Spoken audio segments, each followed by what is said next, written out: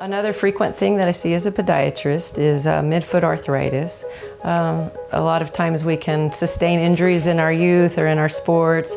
We can hurt our the midfoot joint or the lisfranc joint when we're younger, and 2 decades later it has taken a toll on us, and the cartilage is thinned out, and we have arthritis in our midfoot.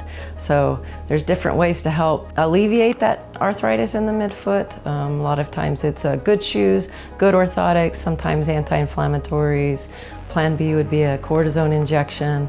The midfoot arthritis, as the last resort, is surgery. Sometimes we need to fuse the bones of the midfoot if we have some really severe arthritis, but a lot of times my patients are really pleased with our conservative treatments for the midfoot arthritis.